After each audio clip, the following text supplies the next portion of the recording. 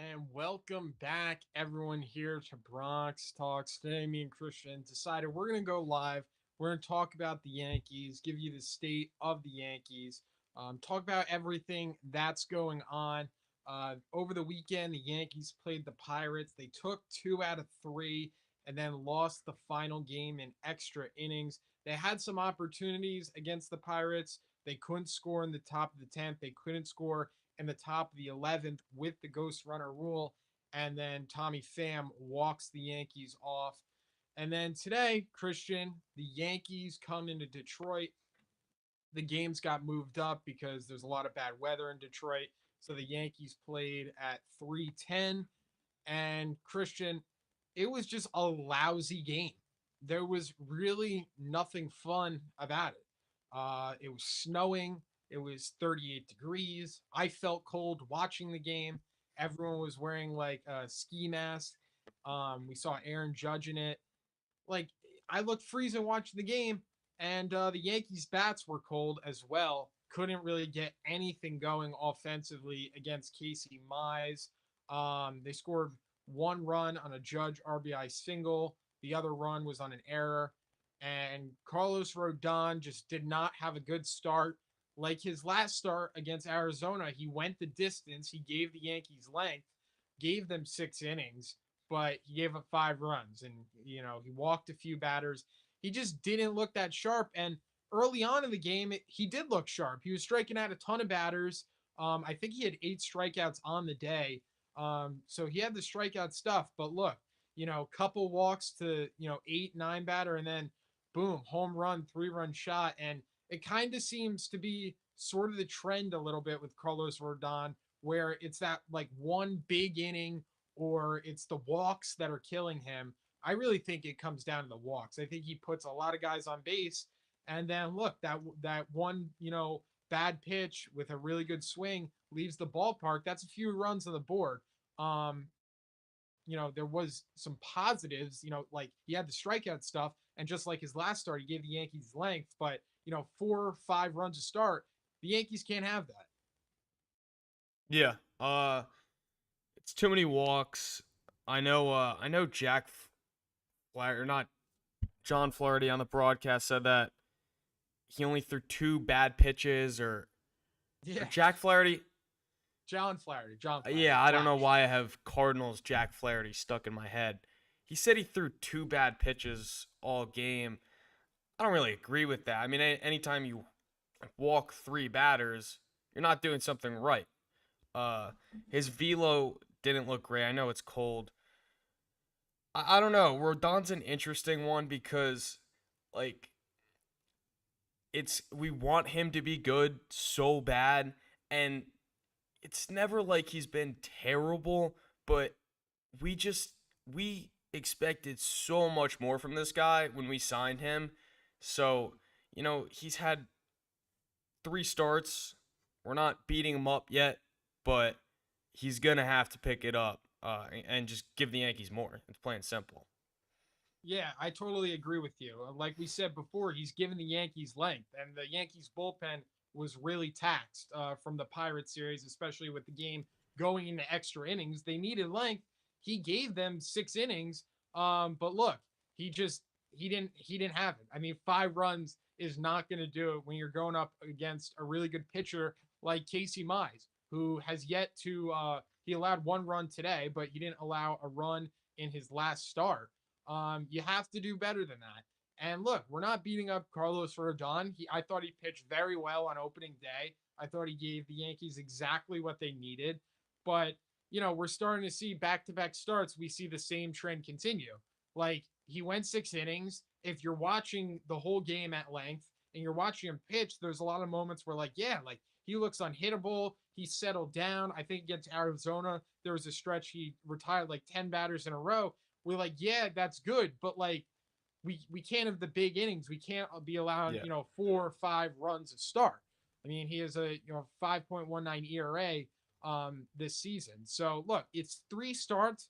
We're gonna give time. We're gonna give Carlos Rodon time to settle in. And let's just be real here. I mean, I know Casey Mize was dominant, but I mean, I'm not making excuses, but I mean, it was freezing today. So who knows? Maybe he just it was couldn't grip the ball, something like that. It was just cold. It was chilly.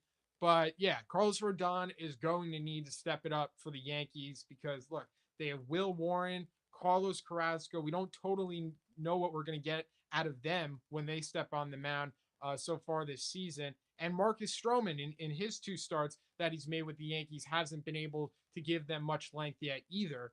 And Max Fried, he made his second start, right? He looked really, really good against the Pirates. I thought that was super encouraging. I was really excited about that start and the way he performed. But Carlos Rodon is going to have to step it up for the Yankees. They need him to step it up. I don't. There's no choice. There's no doubt about it. He's going to need to be better for the Yankees. He's going to have to step it up. But I don't think we other have to overreact now though. yeah, it's not like he looks terrible, right? He's still getting through innings. He still had 8 strikeouts today. I understand it is the Tigers, but look, I'm not ALCS stuff. worried. I'm not worried about him. I wish he could be what we signed him for. I guess that's how I'd put it into words. But I mean, overall, I guess the starting rotation is kind of starting to get scary.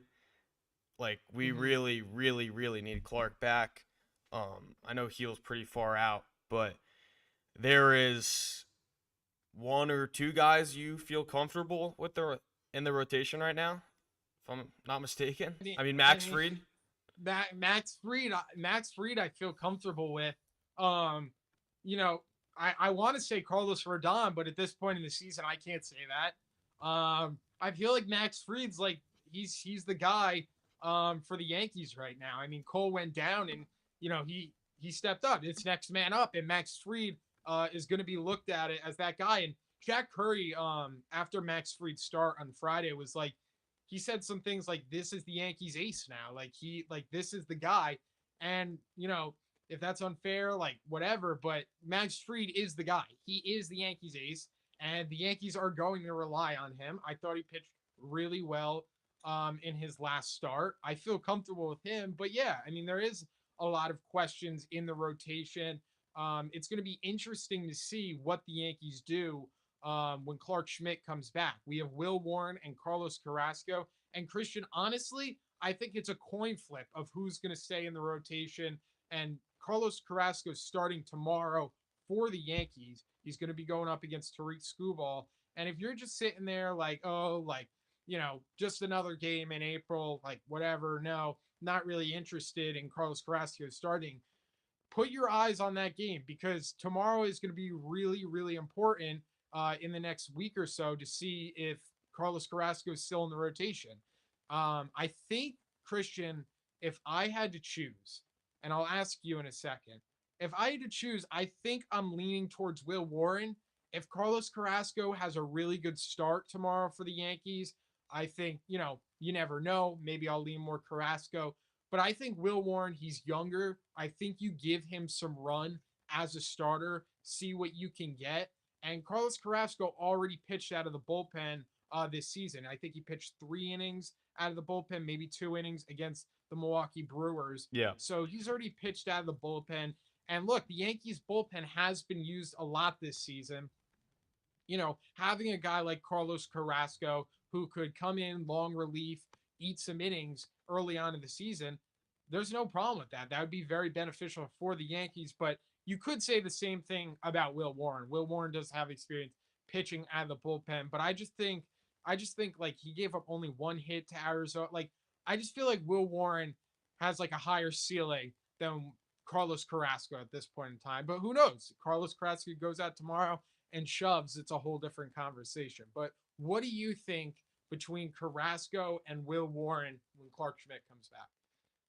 I mean, I think it has to be Warren. It wouldn't make sense to go with 38-year-old Carlos Carrasco, who you just picked up for this year to eat some innings, opposed to Will Warren, your prospect, who has been somewhat highly rated and the Yankees put a lot of stock into. It just wouldn't make sense to say, all right, you go back to AAA, Carlos Carrasco, you keep pitching for us for the Yankees. So I think it will be Warren. I hope it's Warren. Uh, I don't think, to be honest, Carrasco's start tomorrow really impacts that much. If I had to guess, the Yankees really already have their minds made up. Because I mean, when is Clark coming back? When the Yankees play the Royals in the Bronx, so that April 15th, 16th window. Yeah, so Carrasco's gonna have two more starts. Warren probably also two more starts before then. But I really don't think the Yankees are looking at that fully based on performance. If I had to guess, I bet they already have their mind made up. And I would hope that's Warren. I would just like not a diss to Carlos Carrasco, but like, do you want the shiny new tool or like the rusty old veteran? Yeah. I want No, the I shiny new tool. Christian, you want the shiny new tool. I'm in favor. I'd say if I had to pick, I'd pick Will Warren. But I mean, if Carrasco gives me two really nice starts, I mean, I'll do that. But I think Carrasco, like we saw from his last start, like he's smart out there on the mound. Like he's obviously a pitcher at this point. His stuff is not going to overpower you. It's a game of chess. You know what I mean? He's going out there. He has to be able to find his location. That's the number one thing. Like when you get up there in age as a pitcher and your stuff's not what it once was, you got to be able to locate. That's going to be very, very important. I felt like for the most part he was doing that and he was smart. And look, the Yankees won that game, so he kept them in the game. He did his job, and if he's keeping the Yankees in the game, that's perfectly fine. I mean, no one's expecting either Will Warren or Carlos Carrasco to go out there and give us six shutout innings. It's Yeah. just not going to happen. But it's interesting to see what the Yankees will do there when it comes to the rotation and Clark Schmidt returning. We have Luis Heel, who's going to be throwing soon. And with that, why don't we get into Christian, the Yankees injury report? So we have a bunch of guys on the injured list, a lot of pitchers. But I'll give you some updates on all the guys. These are all the most recent reports of what's going on with the Yankees and the injured list. So we have Ian Hamilton, Christian. He's in Detroit. The expectation is that he'll be activated off the injured list tomorrow, but the Yankees are still working some things out. They want to see what's going to happen, but it looks like Ian Hamilton will be activated tomorrow. Going to be interesting to see what the Yankees do at that point. We've seen the Yankees DFA Adam Ottavino. Adam Ottavino elected free agency, and then the Yankees signed him again last night. So it's been crazy so far with the Yankees and Adam Ottavino. And I think Ottavino might be cut tomorrow. He might be DFA'd again. Well, what was And the then we what was the whole thing? so he got DFA'd, and the Yankees he got DFA'd. Adam Ottavino got DFA'd, and then he elected free agency because he didn't want to get sent down. He didn't want to go to the minor leagues, and then he became a free agent. And I think the Yankees were just trying to see like the Yankees, I guess, got their hand played or they were forced. I don't think they wanted to lose him. So I felt like they were maybe saying like, hey, maybe we'll send him down because Brent Hedrick, who they sent down, had pitched like 5 2/3 shutout innings. He's been phenomenal, and they sent him down for Adam Ottavino. I don't think they wanted to lose him. And then with Ian Hamilton, they also needed an arm. I think Hedrick pitched against Pittsburgh, but the bullpen was so taxed from the 11 inning game on what was that Sunday. The bullpen was so Yeah. taxed, so they were going to need an arm. So I think that's why they brought Adam Ottavino back. But Ottavino, he's surviving out there. I mean, good for him. He might get DFA'd. He's made himself almost 10 grand already. So I mean, that's the beauty of being like being in professional sports. You can be there for 2 weeks, you still make a ton of money. You got the 10-day contract in the NBA. Christian, I would love to be a 10-day contract player in the NBA. We see what PJ Tucker is doing there with the Knicks, giving them. Come on, you want to pay me? You want to pay me thousands of dollars to give some guys some high fives? I'll do that. So Adam Ottavino, he's surviving. He might get DFA'd tomorrow, so we'll see what happens there. Up next, we have DJ LeMahieu. He's also with the team in Detroit, Christian. He's going to work out over the next 3 days, and if that goes well, he could potentially get a rehab assignment on Friday. That's what Aaron Boone said. And Christian, DJ LeMahieu was taking batting practice on the field today. So it looks like DJ's going to be playing in some rehab games very quickly. And Well, I mean, we'll let's see just what. be real. No one wants him to come back. The stuff Well, like everyone is saying is like they're just delaying it as long as they can, which makes I mean, sense because why would you? yeah, What, they're no. gonna I mean, send down Peraza when he comes? Does I, Peraza still have I options?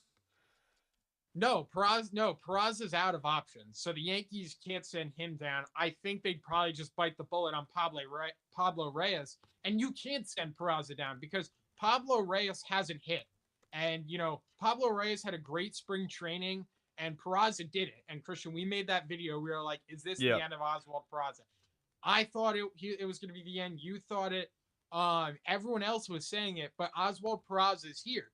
And one thing that I found interesting, and some people might take this with a grain of salt, but when I saw him jog out there on the field on opening day with that number 18 jersey, not the number 191, the number 18 jersey, I kind of wondered in my mind. I was like, okay, does this mean like like this is Peraza's time? Like the Yankees are like Peraza is going to be in our plans for at least this season, giving him that number 18.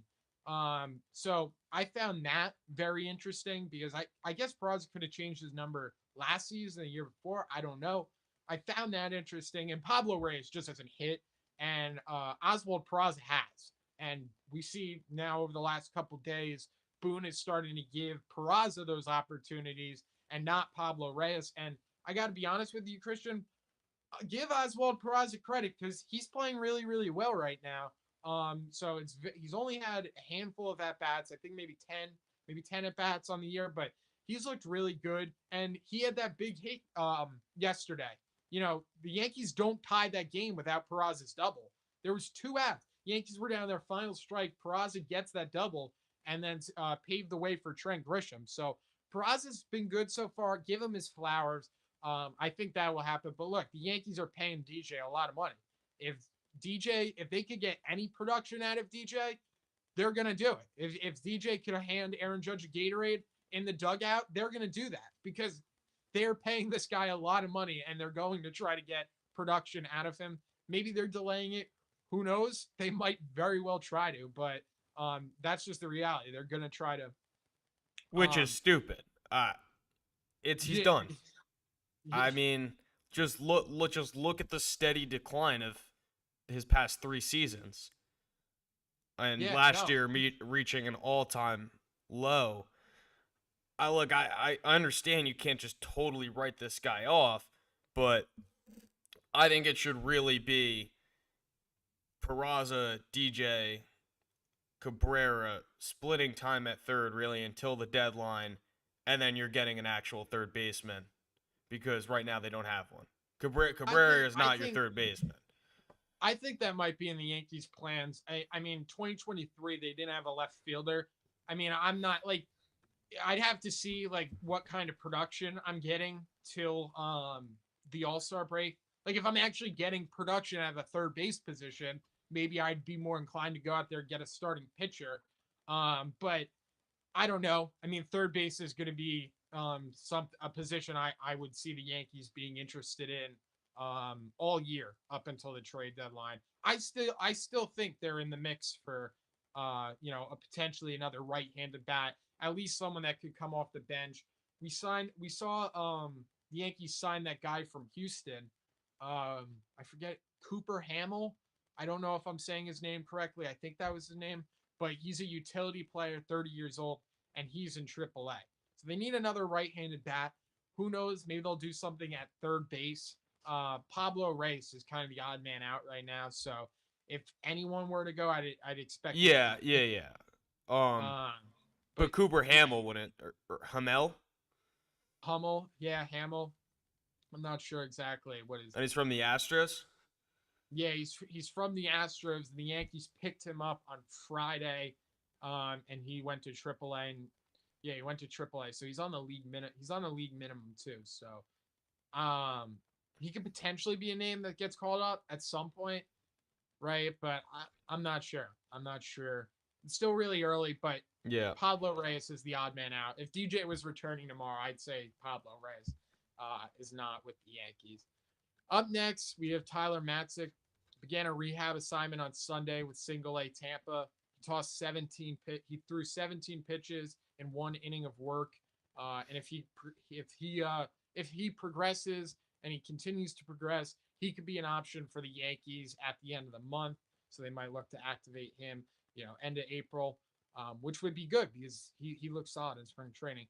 And then we have Clark Schmidt, who had a rehab assignment. Christian, he tossed 3 1/3 innings, gave up 1 hit, no runs, struck out 7 guys. He looked disgusting. Some of the videos I saw, he faced the Hartford Yard Goats. Some of the videos I saw, he looked really, really good. Now that's a really, really good sign that his stuff was there. He was looking good. I think the Yeah. biggest thing with him, I think he could go on the mound and pitch tomorrow. I think the thing with him is the Yankees have to be careful. They have to build him up.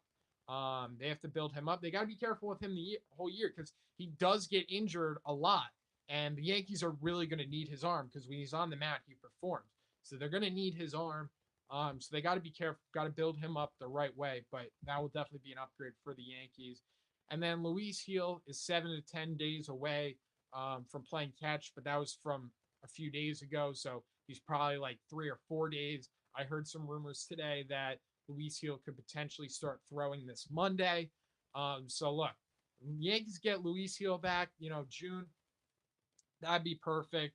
We want to see good signs with that and all these guys, of course. But Luis Heel, he's going to be a big piece for the Yankees this year. AL Rookie of the Year last year. I mean, the first half, especially with Heel last year, he was one of the best pitchers in the game last year. And then he kind of had like a 3 week bad spell that kind of kicked him out of the All Star game, unfortunately. But we were talking about like up until the first week in June that this guy could potentially start the All Star game. So don't forget how good Luis Heel is. And then we have Jonathan Lasaiga, who's on track to return in early May. Very, very interested, Christian, to see what we're going to get out of Lasaiga. Yeah. In 2021, Christian, before we even started this podcast, he was filthy for the Yankees. Absolutely filthy. Injuries have just killed him. And look, what did he pitch? 4 games last year for He the Yankees? pitched 4 innings last year. 2023, 17 innings.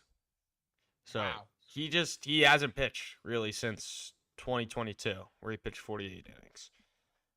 Wow. It's been a while. It certainly has been. I thought that he was like a stud in 2021. So who knows? Maybe the Yankees could find a diamond in a rough there. I do like that signing though for the Yankees. When they signed him, I think back in December, I was like, okay, that's an underrated move. I like Yeah. that. And I then agree, and last, especially I would just say the bullpen, like if he could come back and even just be like a shell of his 21 self, yeah, then that bullpen gets a lot better. Because yeah, it is a little bit weak right now. yeah, certainly. And Loiska throws hard. I feel like there's a lot of guys in the Yankees staff that they don't have a lot of Yeah. like heavy duty fastball guys. I saw Ryan Garcia. He made an article about that today, but I was thinking about that. I was like, yeah, like the Yankees don't really have like a guy like many guys in the staff that are just gonna throw like 99 100 right in your face.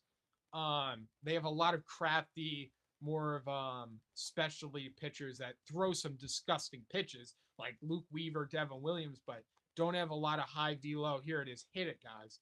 I could see the Yankees upgrading at going for something like that at the trade deadline, trying to Yeah. get someone who throws really hard. And then last but not least, we have Stanton. He's taking at bats against the Traject pitching machine, and he's gonna complete. He's gonna need to do some rehab assignments. He missed all spring training, so he's still a while away. I would see him coming back sort of same time as Luis Heel, but yeah, he's still a while away. But that's the Yankees injury update. So looks like they could be getting a lot of guys back, really, like May in the next few weeks here. Interesting to see how that roster is going to shape out. Now, Christian, today wasn't perfect for the Yankees, but I want to Yeah. know what's the most encouraging thing that you're seeing this year from the team? There's a lot. There's a lot. I think pretty much everything offensively is encouraging. Uh, the pitching, I mean, we kind of talked about it all, and I think that will get sorted out as trade deadline and injured guys come back in. I really think the pitching's going to be fine. But there's a few things with hitting I'm excited about. First one is Anthony Volpe. And I'm a little cautious because if you recall, Anthony Volpe started off last season very, very hot and then kind of went into a little bit of a slide right when he got moved in the leadoff position. So I love how he looks. I actually do think his power, he looks more powerful this year. Just balls where he's almost like flicking his hands at, and then it's going to the wall, just screaming line drives. So I don't know if that's torpedo bat getting stronger. Volpe looks great though. And then, I mean, I think one of the craziest stats is Trent Grisham having more WAR than Alex Verdugo already. So in the 8 games that Trent Grisham's played, or 7 games, he already has more FWAR than Alex Yeah, Verdugo's entire yeah, 2024. I Is did that see not that. insane? Like, That is really crazy. and That I'm is I'm genuinely curious if any of this Trent Grisham stuff is real or it's just a crazy hot start. But whatever it is, he already gave us more value than Alex Verdugo. So crazy, crazy. That's yeah. honestly what I've been most excited about. Christian, I'm looking at Anthony Volpe's baseball savant right now, and there's a lot of red in there. A lot of red. He's in the 92nd percentile in barrel percentage, which is really, really encouraging. Look, we know he's going to be great defensively for the Yankees.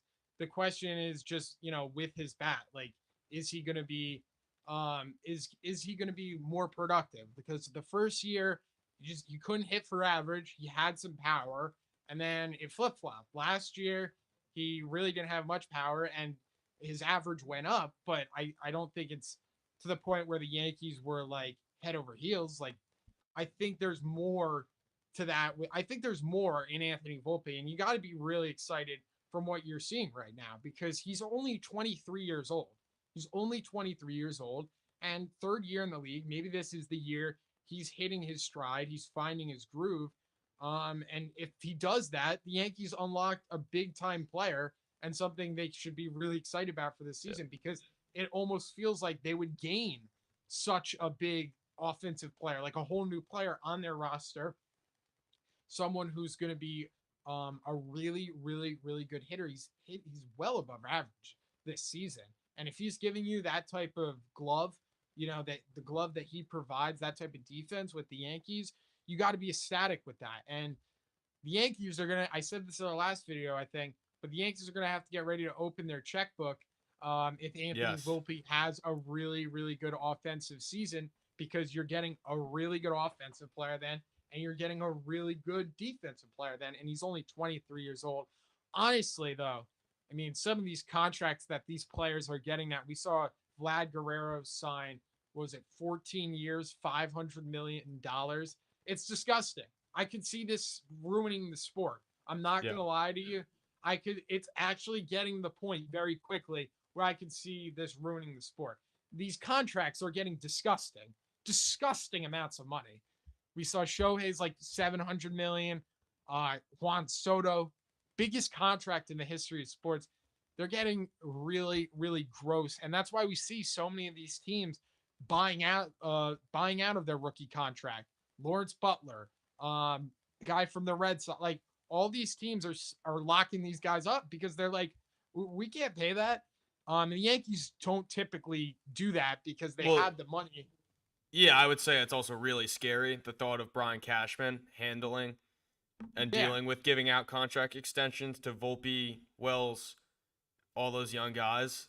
Uh, I hate the idea of Brian Cashman and Volpe in meetings during the season or off season, and Cashman trying to tell Volpe that he's not as valuable or whatever. I just feel like the Yankees just haven't handled those the greatest in the past. Um, so we'll see what happens there. But I mean, you have to start locking up some of your guys soon, or else they're all going to be free agents. It's going to be disaster. So I mean, I really think Yanks should have Wells or Volpe or Heel really by December. Mhm. Yeah, I mean, I think the thing is, I mean, the Aaron Hicks contract, utter total disaster. Not Luis Hill, Luis Severino contract didn't work out either. So, I mean, the Yankees have tried recently. It hasn't worked out for them, which is unfortunate. Interesting to see what happens. But if Anthony Volpe has a really good year offensively, I feel like he would be the first guy the Yankees go to because they know he wants to be a Yankee. He is Mr. Yankee. I think Anthony Volpe wants to be a Yankee his whole career. This is all he's ever known. He grew up a Yankees fan, so the Yankees know there's interest there from Volpe's side. And if he has a really good offensive year, I could see the Yankees totally doing something like that. I think Austin Wells could be a candidate because it's rare nowadays that you find a catcher that hits and is good defensively. You don't really see that at all. So I can see Austin Wells being a candidate. Yeah, Dominguez as well. I mean, really all of them. I would say Volpe and Wells, if if I was like a betting man or something, I would say are the likeliest. Um, but yeah, I don't know. I've been very excited about the young guys. Ben Rice has looked exceptional. another one. Yeah, I mean Yeah, he I mean, is hitting the ball so hard, it's crazy. yeah, I think what do you have? I don't. What was it? 105. I don't know exactly what it was on his triple today.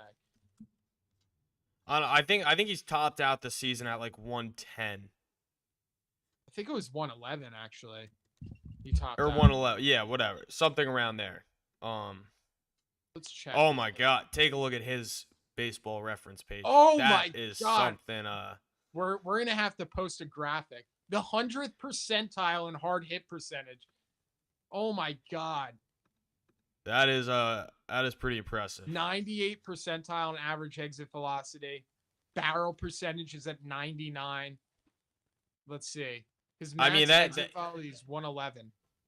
his baseball reference page looks pretty similar to Aaron Judge, and I know it's been 8 games, but uh, if anything, those stats mean a little bit more than average in OPS through the first 8 games. The fact that he's just tearing the ball, the cover off the ball, is awesome.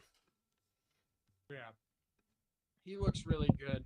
But Christian, no another guy who I'm really liking this season. He hasn't gotten his flowers, I think, that he deserves. And he's a bit older in age. Mr. Fundamentals. Mr. Fundamentals, Paul Goldschmidt. I'm absolutely loving what I'm seeing from Paul Goldschmidt. I feel like every time he steps in the box, he's just a hitter up there at the plate. Like I feel like he's gonna come through. I like him defensively a lot too. We've seen him with a lot of good scoops. He made a play today with Rodon. Rodon was getting a bunt and threw it over, and Goldschmidt shifted, got himself on the bag, was able to get the out. I'm really liking what I'm seeing from Paul Goldschmidt this season. I mean, he's batting 340. Like he looks really solid, and I think he's definitely an upgrade from what the Yankees have had the last couple years with Anthony Rizzo. I thought Anthony Rizzo is actually getting a lot more hate than he should. I mean, I feel like people were saying on Twitter like he was a bit like he was bad last year, but I don't think he like his Yankees career was as atrocious as I people make it didn't feel out. like he was getting really hate though. I mean, he had a bad season last year, Yeah, yeah, and I mean overall, I would say his Yankee career was a positive. I would agree with you, one hundred But I percent. mean, I said it before the season. I knew Paul was going to be the guy. It's I'm just loving like Paul. there's something so fundamental about him that you just feel like comfortable with him in the field, him in the box.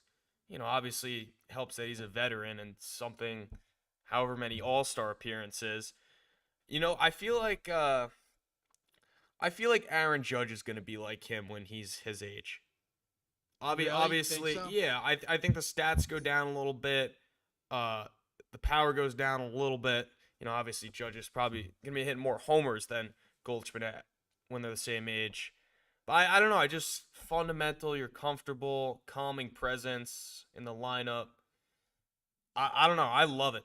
I love him so far. Yeah, I really like Paul Goldschmidt. Like you said, you mentioned it, and Christian, what you said on the live, I think, what was it right before the season? It stuck with me. You said he's just like so fundamentally sound, and that's Yes. all I think about. Like when I'm watching him play, like he's just that's what he is. He's so fundamentally sound. Like he's not going to do anything crazy, but he's going to give you a good at bat. And I've loved that so far from Paul Goldschmidt. We've seen him bat in the top of the lineup. It looks like the Yankees can't really miss with who they're throwing up there as their leadoff guy. I even heard someone today say the Yankees should try Trent Grisham in the leadoff spot, which I don't totally know if I'm on board because I think Grisham Mm. really thrives in the bottom of the order. So I wasn't really feeling that, especially with how many like good leadoff hitters the Yankees have. But I mean, Trent Grisham. I mean, just round of applause for that guy. I mean, he's probably been the most, I mean, encouraging fan. Like he's been absolutely fantastic for the New Well, York Yankees. yes, but like Yeah, I like think it's probably not real though. you don't think it's real? Like obviously it's awesome and we love him, but like I'm more encouraged by Paul Goldschmidt's start than Trent Grisham's. Like I think Paul Goldschmidt Yeah. can legitimately be an 850 OPS guy this year. Trent Uh-huh. Grisham is not going to have an OPS plus over 200. Yeah, but I do think Trent Grisham, like I do think he'll be a really valuable play. Like I think he's a very very valuable player for the Yankees. And if his offensive numbers go up and he's producing positively for the Yankees offensively, I think they unlocked a really really special player because his glove is so good out there in the outfield and center field. And the Yankees have been giving him more playoff time, more not playoff, more playing time, which I've loved to see. And the thing with Grisham that I've liked too is he hits the ball off field. We've seen him go to left field like numerous times, Yeah. hit a few home runs that way, and I love him in a big spot. I love him in a big spot. We saw Stroman say it the other day that like some guys think they're the same person every day, but Trent Grisham actually is. Like he's so cool, calm, and collected, and he had a ton of clutch hits last year for the Yankees. So I love him in a big spot. Had a huge clutch hit on Sunday. But yeah, I'm loving what I'm seeing from Trent Grisham for sure. It's really exciting. We'll see. That trend continues. He continues to rake. That will be exceptional. But we're about to wrap up here. Couple minutes. We got the national championship Yep. starting. So Go Houston. hopefully Christian's going for Houston. I don't know. Should I go for Houston? I was rooting for UConn. Um, My my my bracket's already cooked. Yeah, mine's cooked too. I predicted three of the final four teams. I So also did. there you go. I had UConn winning it all, but I know UConn was not that good. But my grandma's cousins with Danny Hurley, so that's why I was rooting for UConn. But yeah, we'll see what happens with that tonight. But before we go, we'll give you the probables for Tuesday and Wednesday, and we'll wrap it up. We'll see what the Yankees ultimately end up doing over these next two games. Christian, tomorrow, another day game. It's at 1 o'clock, 1:10 p.m. We got Carlos Carrasco going up against Tariq Skubal. Not like a great matchup on paper, Christian, but it's No. baseball. And Skubal has a 5.91 ERA. He's 0-2 on the season, and he's got 10 strikeouts. And Carlos Carrasco has 7 strikeouts. And this is Cookie Carrasco. You never know. Honestly, you want to place a bet tomorrow? The Yankees are a weird team. They always do stuff like this. We thought they were going to get killed when we were playing the Dimebacks. Carrasco was starting. I think they were facing Merrill Kelly. Not sure. And the Yankees ended up winning that game. So hammer Yankees money line I tomorrow. would place $50 on the Yankees tomorrow. They're not going to lose Yeah, three in a row, and they've just lost two in a row to two bad teams. I think the Yankees are just going to dominate Scooble tomorrow because they're weird. yeah, They never play how they're supposed to. They beat them last year in the Bronx too. I think that's like when Judge started getting going. Was literally against I would Scuball. also take Judge home run tomorrow. Love it, love it, Christian. I Yeah, mean, you should. We should just have a new show called Bet Talks. we Because I should. mean, this We should. we should. I mean, I would hammer Yankees money line tomorrow. If you end up losing money, I am not responsible. Um, and then on Wednesday to close up the series, April 9th, another 1:10 p.m. game. We got Max Fried going up against Jack Flaherty. Flaherty with the Dodgers and Detroit last season and won the World Series with the Dodgers. We saw him pitch in a couple World Series games against the Yankees, and now he returns to Detroit. I'm excited. I'm interested to see what the Yankees offense is going to do. I am going to have some concerns if the Yankees get shut out like these next two games because the Yankees have faced like three legitimate starters in this series. Didn't do anything against Casey Mize. If they get shut down by Scuball and Flaherty, I'm going to have some concerns, certainly. But we still got two games left, not counting out the Yanks. 6-4 on the season. Feel like we could be a little bit better, but no complaints here. We're still at the top of the AL East. I think we're tied with Boston now. But Yeah, we look, are. go out there, get the win tomorrow. Everyone enjoy the national championship, and you'll be hearing from us soon.